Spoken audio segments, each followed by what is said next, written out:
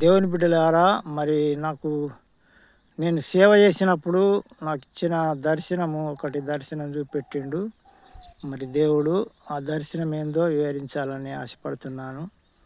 అయితే ఒకరోజు బుధవారం రోజున ఆలుగొండలో మరి ఏసేపు అనే కుటుంబం ఇంటికాడ, వాళ్ళ ఇంటికాడ ఏసేపు ఇంటికాడ మరి అక్కడ ప్రార్థన పెట్టి పండుకున్నాను. ఆరాధన జరిపించిన సాయంత్రము అక్కడనే అన్నం తిని మరి పండుకున్నాను. పండుకున్న తర్వాత నేను అప్పుడు పిచ్చి పిచ్చిగా దేవుని లోపల మరి సేవ చేస్తున్నా.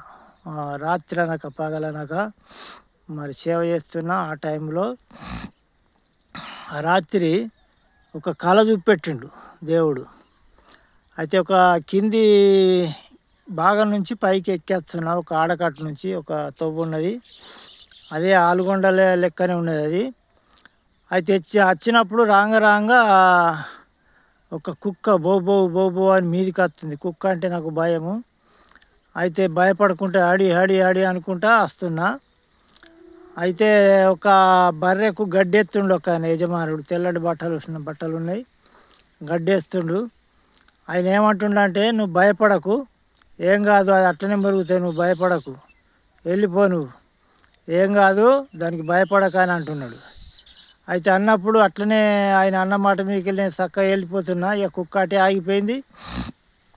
ఇట్లా మెట్లలాగున్నాయి, ఉన్నాయి, ఎత్తు ఆయనతో నేను ఎక్కిపోతూ ఉంటే కొంచెము మా భయం ఉన్నది కదా, కుక్క భయము. ఎక్కిపోతూ ఉంటే నాతోని దాదాపు ఒక 4-5 ఏళ్ళ పిల్లగాడంతా నా పక్క పొన్న నడుస్తున్నాడు. అదివరదాకా ఎవరు లేకుండే. నడిచినప్పుడు నేను సంతోషించిన, అరే ఇవరిదాకా లేడు, ఇప్పుడే తయారైండే అంటే ఈయన దేవుడే, నిజంగా ఈయన దేవుడే అని అనుకొని ఆయనతో అనుకుంటున్నా. అయితే ఆయన ఏమంటుండంటే, ఇవరిదాకా నీకు కొంచెము దూరంగా ఉన్నా కానీ ఇప్పటి నుండి నేను విడువను, ఎడబాయను, నీతోనే ఉంటా అని అంటున్నాడు. ఆ పిల్లగాడు ఎర్రగా ఉన్నాడు, మంచిగా ఉన్నాడు. ఆయనతో అంటే నేను సంతోషపడ్డా. ఈయనగా నిజంగా ఈయన దేవుడే అని అప్పుడు ఆయనను ఎత్తుకొని కౌగిలించుకొని ముద్దు పెట్టుకున్నా. ఈసెంప ముద్దు పెట్టుకొని ఆయన పెదవుని మెల్లగా కొరికినప్పుడు అది ఉత్తగానే పచ్చి కొబ్బరి కొడుక లెక్క ఆ పెదవు కట్ అయిపోయి రక్తం అంతా కారుతుంది. రక్తం అంతా కారితే నేను బాగా ఏడుతున్నా. అయ్యో నేను ఇట్లా కొరుకుతీ, అయ్యో పిల్లవాడిని నేను కొరుకుతీ అని రక్తం అంతా ఆయన మీద నా మీద ఇట్లా కారుతూ ఉంటే ఆయన ఏమంటుండంటే, ఇక బాగా ఏడుతున్నా. నేను ఏడుతున్నా, అయ్యో నేను ఇట్లా చేస్తే అని బాగా ఏడుతున్నా. ఏడుతూ ఉంటే ఆ పిల్లగాడు ఏమంటుండంటే, నువ్వు ఏడకు, ఎందుకు ఏడుతున్నావు, బాధపడకు, నాకేం కాదు, నువ్వు ఏడకు, నా కోసము నువ్వెంతో కష్టపడుతున్నావు, నువ్వు ఏడకు, అదేం కాదు, నాకేం కాదు అని మాట్లాడినప్పుడు నేను ఎంతో సంతోషించాను. ఆయన అట్లనే ఏడుస్తున్నా, ఆయన అన్నగానే అట్లనే ఏడుస్తున్నా.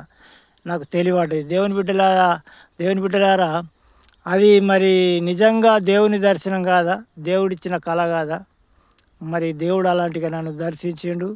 అలాంటిగా 3 సంఘాలు కట్టి మరి కొంతమంది సేవకులు లాక్కున్నారు, గుంజుకున్నారు, నన్ను బాధ పెట్టిండ్రు. ఎంతో ఏడ్చుకుంటా, కన్నీళ్ళు గార్చిన. ఒక రాత్రి బాగా ఏడ్చుకుంటూ ప్రార్థన చేసిన. ఎక్కి పడి ఏడ్చుకుంటూ ప్రార్థన చేస్తే రాత్రి దాదాపు 2 కొట్టే రాత్రి దేవుడు నాతో మాట్లాడిండు. ఏడవకు, నువ్వు బాధపడకు, నువ్వు సంఘాలు కట్టి ఒకరికి అప్పగించుడే నీ బాధ్యత, ఎందుకు ఏడుతున్నావు, నువ్వు బాధపడకు, ఏడకు అని నాతో మాట్లాడిండు. ఒక స్వరం వినబడ్డది. అలాంటిగా మాట్లాడినప్పుడు నేను సంతోషించాను. ఇప్పుడు దర్శనం ఇచ్చితివయ్యా అన్న పాట, దాన్ని బట్టి నేను రాశాను. ఆ పాటలో కూడా కొన్ని మాటలు వివరించాను. ఈ కొద్ది మాటలు దేవుడు దీవించుగాక. మీరు అందరూ చూడండి, పాటను వినండి, షేర్ చేయండి.